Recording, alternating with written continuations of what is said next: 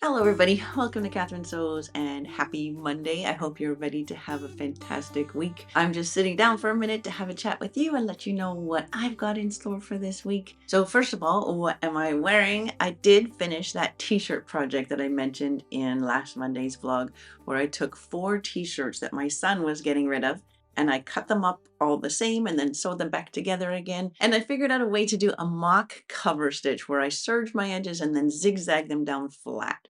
So that's on all the seams. And so I ended up with 3 t-shirts like this because I did some picking and choosing of the pieces I wanted to go together. That was kind of a fun one. It is a little bit of a crazy jumble, but can you imagine doing it all with solid colored t-shirts?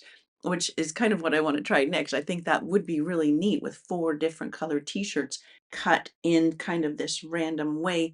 I think that's kind of a fun project. So this video will come out on the weekend. So today I was just kind of reflecting about inspiration because I've still been working on that sweater project that I've mentioned so many times. With this project, I wanted to do a reverse applique.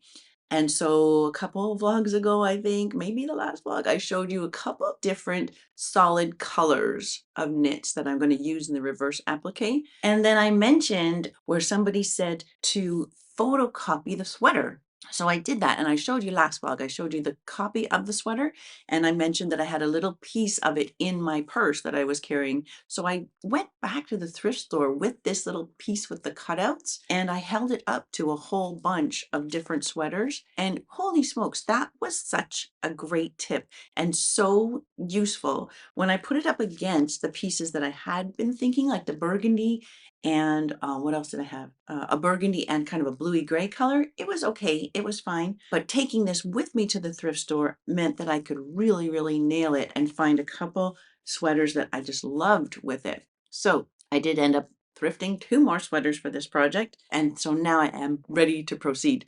This one though, I think I have to delay a little bit. It won't come out the week after this t-shirt one. It'll come out, I think, 2 weeks after that. So I'm excited about this one. I'm ready to go with it. I'm itching to get to it, in fact, but I do want to delay it 1 more week because I want to get to those gifts made out of ties.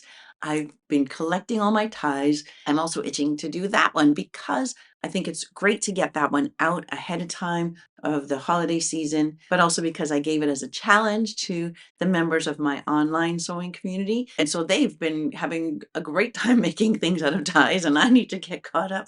And so I was playing with that yesterday. I was playing with sewing gifts out of ties. So Saturday, my husband and I were planning to go to the birthday party of a dear aunt who was turning 80. One part of my brain is thinking, okay, what can I do for her there? The other part of my brain is thinking, what gifts can I make with ties? And so finally on a dog walk, my brain connected those 2 dots and I realized, oh, perfect, I'll make her a silk scarf using 4 different ties. So I whipped back here after the dog walk, sewed 4 ties together, really, really loved the results, gave it to her that evening. Luckily, at least I took a picture before giving it away. So the scarf worked out just beautifully. I'll definitely include a version of that in the gift video and about 4 other gift ideas made from old ties. In the meantime, while I'm working on ideas for the ties, my brain is still muddling around with this sweater.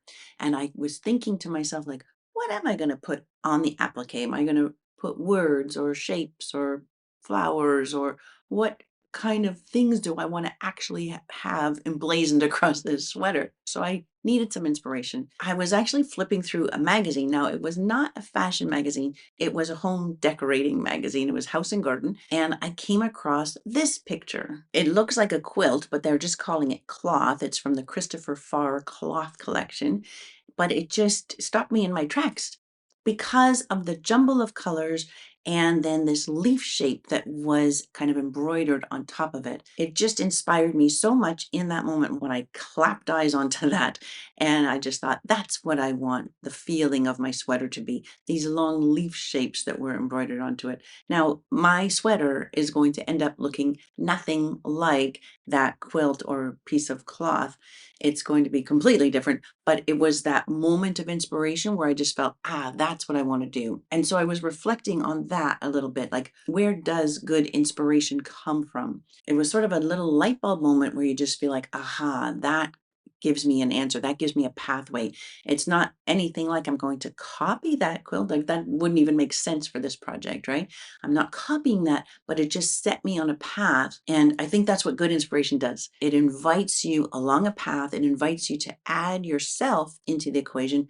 What can you bring to make yours different? How can this piece of inspiration shape the things that you make? So quite often we don't even have to go looking for inspiration. Inspiration is all around us, but some sources of inspiration spark more creativity than others. And I think that the best kind of inspiration doesn't come from the same kind of thing that you're looking at. If I had looked online for like cute sweater ideas, I don't think I would have arrived at the same idea, the same pathway that I'm heading on.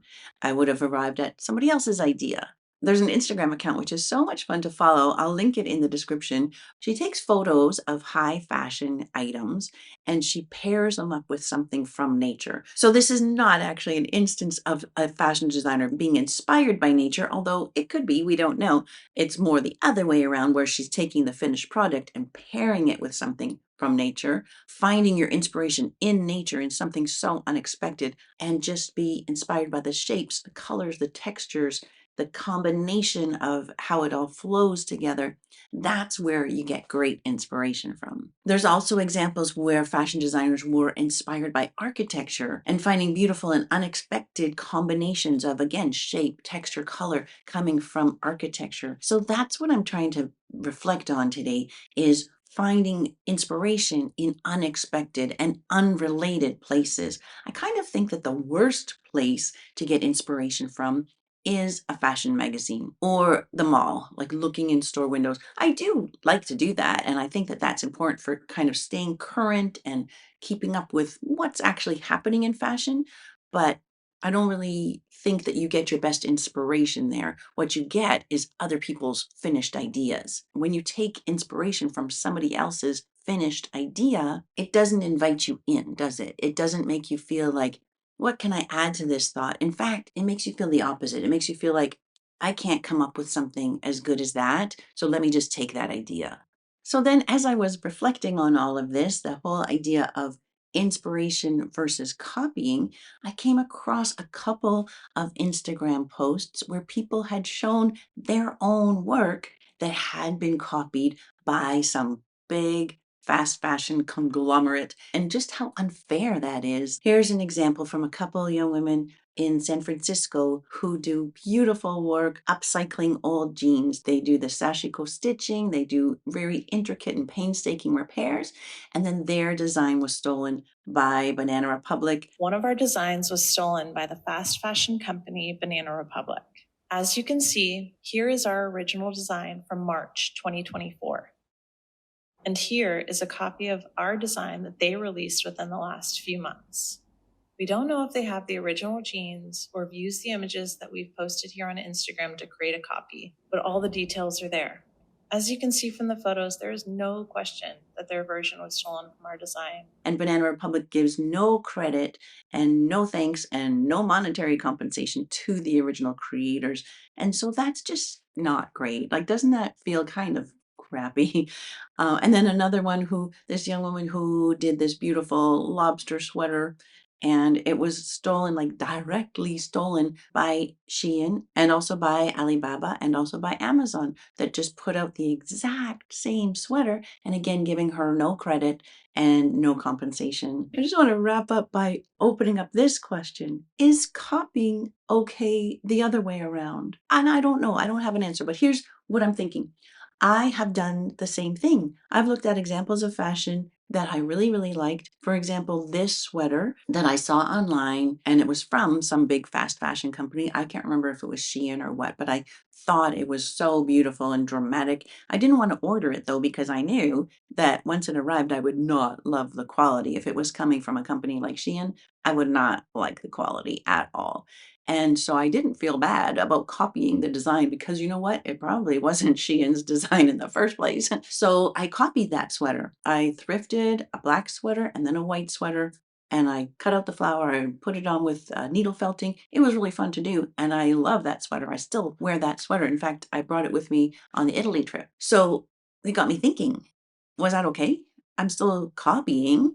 It's like little guy copying big guy, which I think is not nearly as ethically problematic as big guy copying little guy, but it's just a question I'm grappling with these days. And I just wondered what your thoughts on it were. Like, does the imbalance of power make a difference? Like, is it okay to be copying when you're the little guy? Does the intent matter? Like, my intent was to avoid fast fashion and still have the product that I loved. It was that less creative of me? Yeah, I think that was less creative than taking that idea and changing it and doing something different with it. But I was completely obsessed with that sweater. So that's why I kind of wanted to as close to that idea as I could get. So yeah, I just wanted to know what your thoughts are. Where's the line between inspiration and copying? And does it matter who's copying from who? That's where my mind has been this week, what I'm kind of thinking about and what I'm inviting you to think about. So unfortunately, today I can't get too much sewing because maybe this is too much information, but I have to go for a mammogram,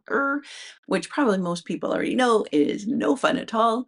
Nobody loves it, but it is so important. I just want to kind of give that message today too, that about, let's see, was it about 7 years ago? I had my very first mammogram. I kind of came into it late, and very first mammogram, there she is, the big C.